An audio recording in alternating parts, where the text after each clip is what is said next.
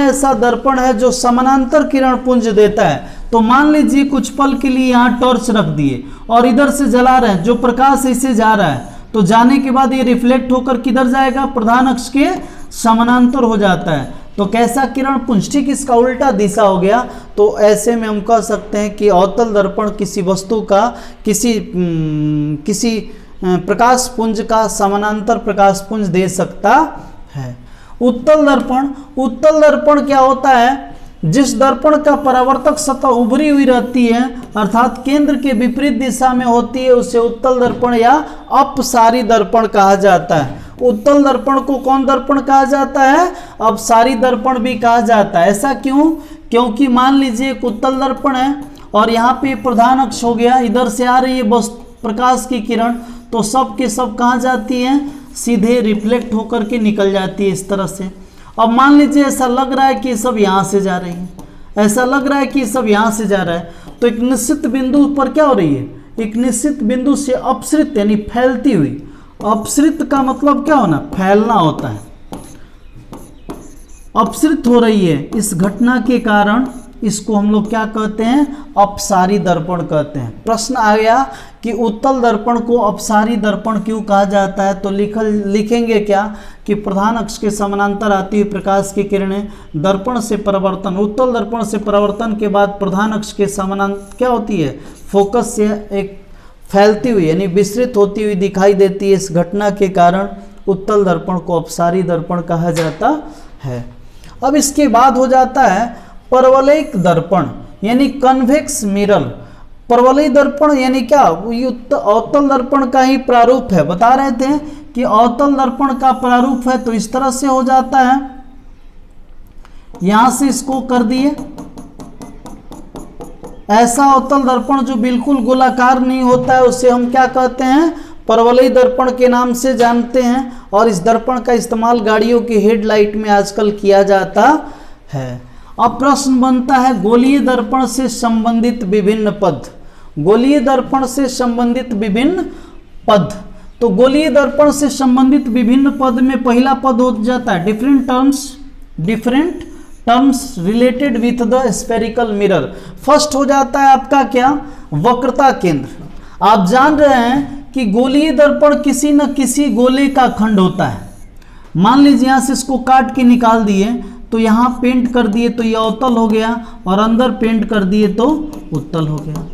तो ये किसी न किसी गोले का खंड है, तो इसका अपना कोई केंद्र होगा, और जो अपना केंद्र होगा उसी को हम लोग क्या कहते हैं, वक्रता केंद्र कहते हैं। यानी वक्रता केंद्र सेंटर ऑफ कार्बोचर। सेंटर ऑफ कार्बोचर क्या होता है कि गोलीय दर्पण जिस गोले का खंड होता है उसके केंद्र को दर्पण का वक्रता केंद्र के नाम से जाना जाता है। यानी गोलीय दर्पण जिस खोखले गोले का भाग होता है उस गोले के केंद्र को ही दर्पण का क्या कहा जाता है, वक्रता केंद्र के नाम से जाना जाता है। अब प्रश्न बन जाता है ध्रुव यानी पोल क्या है। हम मान लीजिए यहां दर्पण बना दिए, तो दर्पण में क्या होता है, कोई लेंथ है तो उसका मिड पॉइंट भी होगा, मध्य बिंदु भी होगा। तो मध्य बिंदु जो होता है उसी मध्य बिंदु को हम लोग क्या कहते हैं, पी, पोल, ध्रुव के नाम से जानते हैं। दर्पण के मध्य भाग को ही दर्पण का ध्रुव, पोल का शुरू अक्षर क्या है, पी, इसलिए इसको किससे रिप्रेजेंट करते हैं, पी से सूचित किया जाता है, पी से रिप्रेजेंट किया जाता है। यानी गोलीय दर्पण के ज्यामितीय केंद्र को ही दर्पण का क्या कहते हैं, ध्रुव के नाम से जानते हैं। अब अगला हो जाता है प्रिंसिपल एक्सिस, प्रधान अक्ष या मुख्य अक्ष क्या होता है। तो प्रधान अक्ष या मुख्य अक्ष जानने के लिए हम क्या करते हैं, एक अवतल दर्पण ले लेते हैं और दूसरा उत्तल दर्पण ले लेते हैं।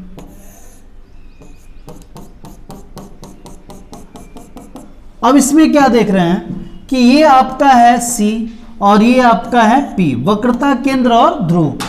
वक्रता केंद्र और ध्रुव को मिलाने वाली जो रेखा है इसी को हम लोग क्या कहते हैं, प्रिंसिपल एक्सिस, प्रधान अक्ष के नाम से जानते हैं। यानी कहने का मतलब ये हुआ कि दर्पण के ध्रुव और दर्पण के वक्रता केंद्र को मिलाने वाली रेखा को ही दर्पण का ध्रुव, दर्पण का प्रधान अक्ष या मुख्य अक्ष के नाम से जाना जाता है।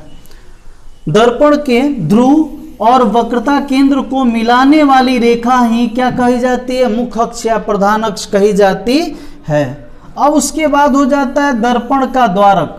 हम देखते हैं क्या कि किसी भी दर्पण की अपनी एक महत्तम चौड़ाई होती है, अपनी एक क्या होती है? चौड़ाई होती है। तो जितनी चौड़ाई होती है उसी चौड़ाई को हम उसका क्या कहते हैं? द्वारक कहते हैं। उसका क्या कहते हैं? द्वारक, एपर्चर ऑफ मिरर के नाम से जाना जाता है। द्वारक मतलब क्या हो जाता है? जो इसकी चौड़ाई है। और याद रखिएगा कि दर्पण जितना ही द्वारक छोटा होगा उतना ही बढ़िया परावर्तन करता है। जैसे मान लीजिए बहुत बड़ा दर्पण ले लिए और इसमें से यहाँ से इतना छोटा काट लिए तो ये प्लेन मिरर की तरह व्यवहार करने लगता है। जैसे हम जानते हैं कि शेविंग करने के लिए जब हम जिस दर्पण का इस्तेमाल करते हैं, सैलून में जो दर्पण होता है वो अवतल दर्पण होता है, लेकिन देखने में लगता नहीं है। क्यों? क्योंकि बहुत बड़ा, बहुत क्या होता है? बहुत बड़ा द्वारक वाला दर्पण होता है। बताइए, इसमें से इतना पार्ट काट के हम और एक सैलून में फिक्स कर देंगे तो देखने में तो लगता है कि वो समतल दर्पण है, लेकिन वो दर्पण किसकी तरह काम करता है? अवतल दर्पण की भांति काम करता है। अर्थात दर्पण का द्वारक जितना ही छोटा होगा प्रतिबिंब उतना ही बेहतर बनता है। दर्पण की महत्तम चौड़ाई को दर्पण का क्या कहते हैं? द्वारक के नाम से जाना जाता है। ठीक है। अब उसके बाद हो जाता है वक्रता त्रिज्या, रेडियस ऑफ कार्बूचर क्या है? देखिए यहाँ पे आपका C है और यहाँ पे आपका क्या है? P है। अगर हम इसको ऐसे कर देते तो वृत्त में क्या होती है? त्रिज्या होती है। तो त्रिज्या क्या होती है? परिधि और केंद्र के बीच की दूरी होती है। इसमें भी वही बात है, ध्रुव और वक्रता केंद्र के बीच की दूरी को, ध्रुव और वक्रता केंद्र के बीच की दूरी को हम क्या कहते हैं? त्रिज्या कहते हैं। चूंकि ये r से सूचित होता है रेडियस, इसलिए इसे r से ही सूचित किया जाता है, r से ही लिखा जाता है। अब इसके आगे हो जाता है खोखले गोले का भाग होता है, उसकी त्रिज्या को वक्रता त्रिज्या के नाम से जाना जाता है। अब अवतल दर्पण का मुख्य फोकस या फोकस और फोकस दूरी क्या है? समझने के लिए हम दो चित्र बनाते हैं। एक मान लीजिए यहाँ चित्र बना दिए, जो कौन दर्पण है? अवतल दर्पण है। और दूसरा चित्र बना दिए यहाँ पे कौन? दूसरा चित्र बना दिए, ये जो है ये आपका अवतल दर्पण है और ये जो होता है वो कौन दर्पण हो जाता है? उत्तल दर्पण हो जाता है। अब देखिए, अगर रूल कहता है कि किसी वस्तु से आती प्रकाश की किरणें जो प्रधान अक्ष के समानांतर, ये प्रधान अक्ष है, तो प्रधान अक्ष के समानांतर आती हुई प्रकाश की किरणें दर्पण से परावर्तन के बाद जिस बिंदु से होकर जाता है उस बिंदु को दर्पण का, अवतल दर्पण का फोकस कहते हैं। यानी प्रधान अक्ष के समानांतर आती हुई प्रकाश की किरणें दर्पण से परावर्तन के बाद जिस बिंदु पर, प्रधान अक्ष के जिस बिंदु पर मिलता है उसे दर्पण का फोकस कहा जाता है। इसे F से सूचित किया जाता है। वही हो जाता है आपका अगला टॉपिक, उत्तल दर्पण का मुख्य फोकस क्या होता है? तो क्या कहते हैं? प्रधान अक्ष के समानांतर आती हुई प्रकाश की किरणें दर्पण से परावर्तन के बाद प्रधान अक्ष के जिस बिंदु से जाती हुई प्रतीत होती है, आती हुई प्रतीत होती है, उसी बिंदु को हम दर्पण का, उत्तल दर्पण का फोकस कहते हैं। यानी दोनों का कंबाइंड अगर परिभाषा हुआ फोकस क्या है तो ध्यान दीजिएगा दोनों हाथ पर। प्रधान अक्ष के समानांतर आती हुई प्रकाश की किरणें दर्पण से परावर्तन के बाद प्रधान अक्ष के जिस बिंदु से होकर जाती है या जिस बिंदु से आती हुई प्रतीत होती है उसी बिंदु को दर्पण का फोकस कहा जाता है। अब बात होती है कि फोकस को हम लोग नाभिक के नाम से भी जानते हैं। फोकस को क्या जानते हैं? नाभिक के नाम से भी जानते हैं। तो फोकस दूरी क्या होगी? फोकस दूरी का मतलब कि ध्रुव हो गया और ये एफ हो गया, यहाँ पे ये ध्रुव है और यहाँ एफ है, इसके बीच की दूरी को हम क्या कहते हैं? फोकस दूरी से एफ, छोटी एफ से सूचित किया जाता है। दर्पण के ध्रुव और फोकस के बीच की दूरी को फोकस दूरी या फोकस का अंतर, फोकस का अंतर मतलब फोकसांतर, मतलब क्या होता है, फोकसांतर या नाभिक दूरी या नाभ्यांतर के नाम से जाना जाता है। अब इसके बाद हो जाता है आपका कि गोलीय दर्पण की फोकस दूरी और इसकी वक्रता त्रिज्या में क्या संबंध होता है। चूंकि गोलीय दर्पण की फोकस दूरी जो होता है f होता है और वक्रता त्रिज्या r होता है, हम देख रहे हैं कि यहाँ पे दर्पण अगर है तो यहाँ f हो रहा है तो यहाँ पे c हो रहा है, लगभग दोनों के बीच की दूरी क्या है, आधी आधी है, मतलब ये 4 cm तो ये भी कितना है 4 cm, तो त्रिज्या हो जाता है कितना cm 8 cm, तो फोकस दूरी क्या हो जाता है 4 cm, मतलब त्रिज्या जो होती है फोकस दूरी की क्या होती है दुगनी होती है और फोकस दूरी क्या होती है त्रिज्या की आधी होती है, यानी फोकस दूरी त्रिज्या की क्या हो जाती है आधी और वक्रता त्रिज्या फोकस दूरी की क्या हो जाती है दुगनी हो जाती है, जिस रिलेशन को एक साथ दर्पण सूत्र और ये दोनों सूत्र को एक साथ सत्यापित करेंगे अभी चैप्टर खत्म होने के बाद। यानी अगला हो जाता है उत्तल दर्पण में जो क्रियाएं इसमें होती है वही क्रिया इसमें भी होती है, जो क्रिया इसमें होती है वही क्रिया इसमें भी होती है। आगे है स्वयं जांच कीजिए, टेस्ट योर सेल्फ, हर पड़ाव पर आपको जांच करते रहना चाहिए कि हमारा स्तर क्या है और उसको अपने से लिखने का प्रयास करना चाहिए। आप कॉपी पेन ले करके और उसे लिखते चलिएगा तो फिर कहीं पढ़ने की आवश्यकता नहीं पड़ेगी। फर्स्ट क्वेश्चन कर रहा है गोलीय दर्पण क्या है, बताया अभी व्हाट इज स्फेरिकल मिरर, यानी स्फेरिकल मिरर कहता है कि जब कोई दर्पण किसी परावर्तक गोले का खंड होता है तो ऐसे खंड को ही हम क्या कहते हैं गोलीय दर्पण के नाम से जानते हैं। दो प्रकार का हो जाता है, एक उत्तल दर्पण और दूसरा अवतल दर्पण। अगला हो जाता है गोलीय दर्पण के मुख्य फोकस को परिभाषित करें। अभी बताएं कि जब दर्पण क्या होती है प्रधान अक्ष के समानांतर आती हुई प्रकाश की किरणें दर्पण से परावर्तन के बाद प्रधान अक्ष के जिस बिंदु से होकर जाती है या जिस बिंदु से आती हुई प्रतीत होती है उसे ही दर्पण का क्या कहा जाता है फोकस या नाभिक के नाम से जाना जाता है। आगे फिर हो जाता है बाबू गोलीय दर्पण की फोकस दूरी और वक्रता त्रिज्या में क्या संबंध होती है। तो गोलीय दर्पण की फोकस दूरी वक्रता त्रिज्या की क्या होती है आधी होती है या वक्रता त्रिज्या फोकस दूरी की दुगनी होती है। गोलीय दर्पण की वक्रता त्रिज्या फोकस दूरी की दुगनी होती है या फोकस दूरी वक्रता त्रिज्या की आधी होती है। आगे है अवतल दर्पण एवं उत्तल दर्पण को परिभाषित करें। अभी बता दिए कि वह दर्पण जिसका परावर्तक सतह नत अर्थात धंसा हुआ होता है तो उसे हम क्या कहते हैं अवतल दर्पण, और जिसका परावर्तक सतह उभरा हुआ होता है तो उसे उत्तल दर्पण के नाम से जानते हैं। अब अगला हो जाता है अवतल दर्पण की फोकस दूरी क्या है। वही चीज कि अवतल दर्पण की फोकस दूरी वही होती है ध्रुव और फोकस के बीच की दूरी को फोकस दूरी कहते हैं और यह ऋणात्मक होती है। अवतल दर्पण की फोकस दूरी ऋणात्मक होती है और उत्तल दर्पण की फोकस दूरी धनात्मक होती है।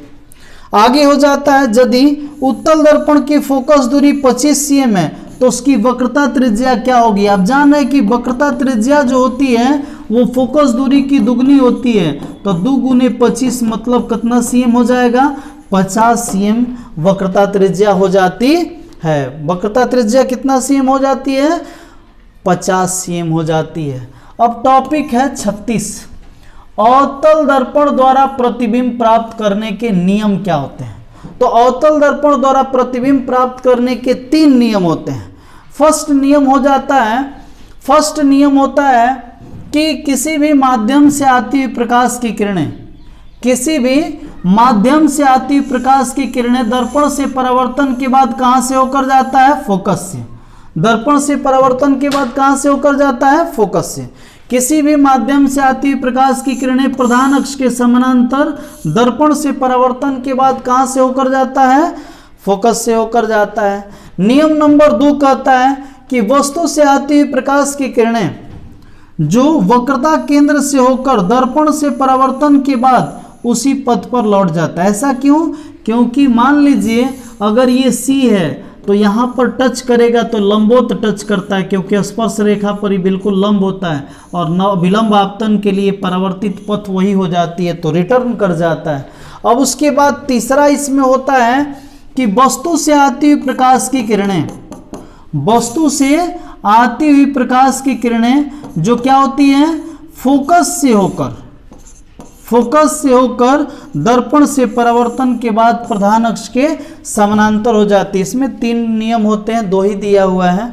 आगे है, अवतल दर्पण में बने प्रतिबिंब की स्थिति, प्रकृति और उसके आकार के द्वारा सारणी का निर्माण करते हैं और समझते हैं कि कब वस्तु कहाँ रहेगी तो उसका प्रतिबिंब कहाँ होना चाहिए। हम बात करते हैं कि अगर मान लीजिए ये एक अवतल दर्पण हो गया, जब ये एक अवतल दर्पण है और इसको हम लोग क्या कह दें, प्रधान अक्ष, प्रिंसिपल एक्सिस कह दें, प्रधान अक्ष कह दें।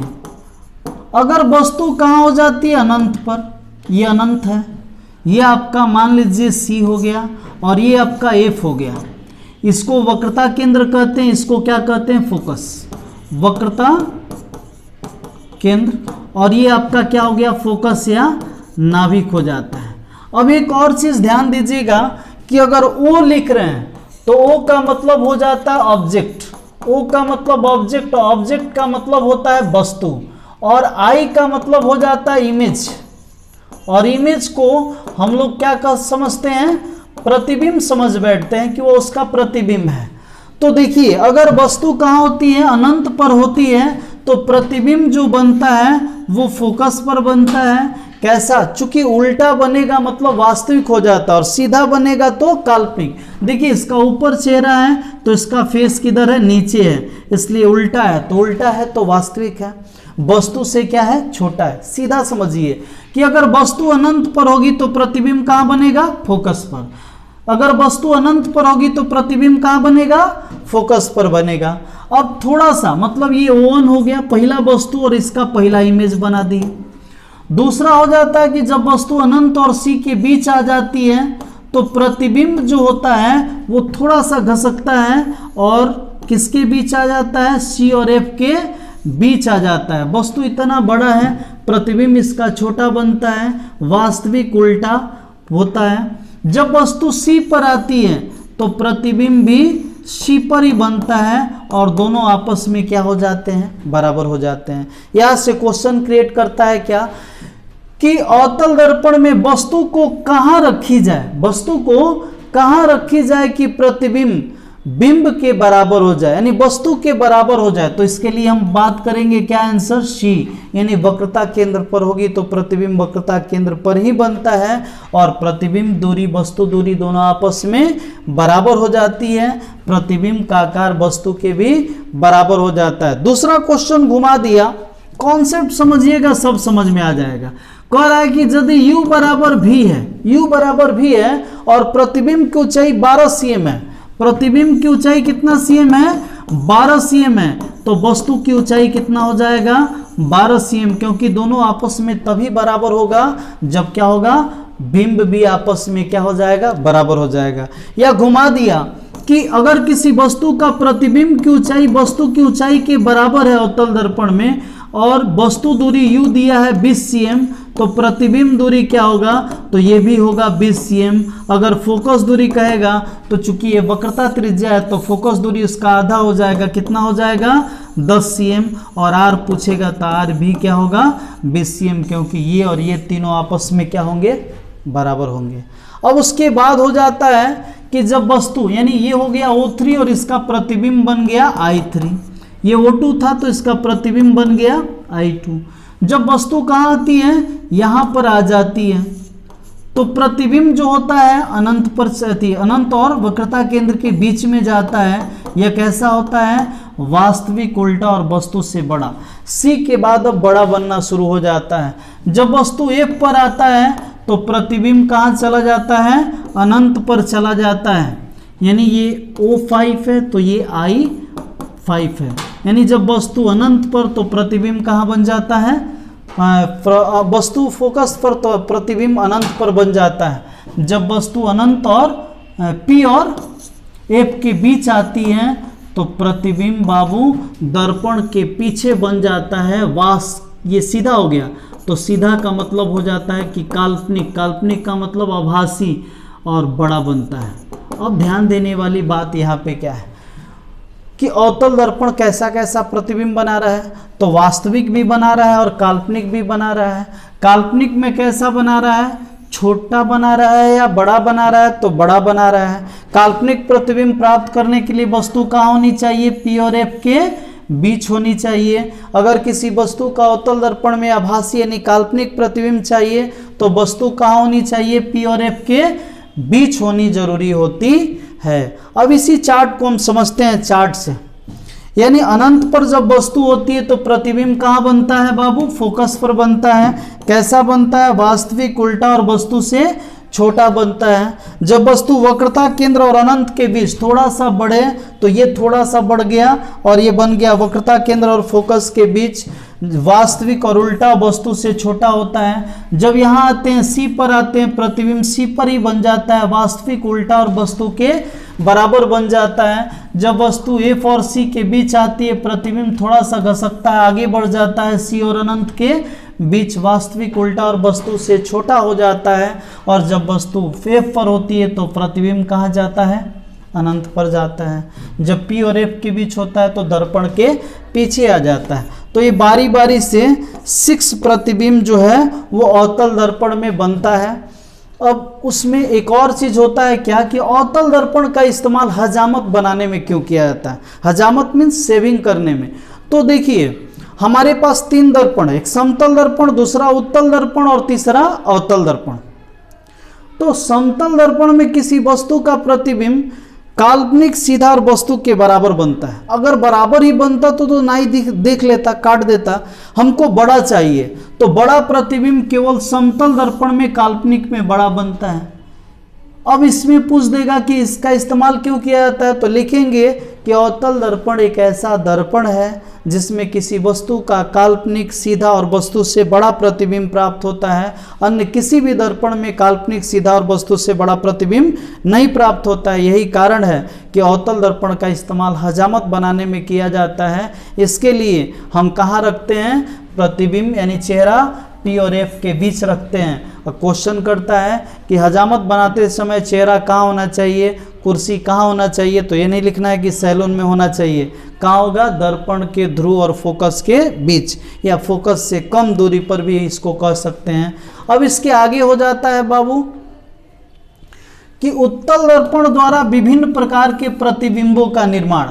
उत्तल दर्पण में 3 जगह प्रतिबिंब बनता है, लेकिन एक ही का जिक्र ज्यादा होता है, 2 दिखाई नहीं देता है। एक क्या होता है कि वस्तु अनंत और P के बीच कहीं भी होता है तो प्रतिबिंब P और F के बीच बनता है, काल्पनिक, सीधा और वस्तु से बहुत छोटा बनता है। जब वस्तु अनंत पर होता है तो प्रतिबिंब F पर बनता है, इतना छोटा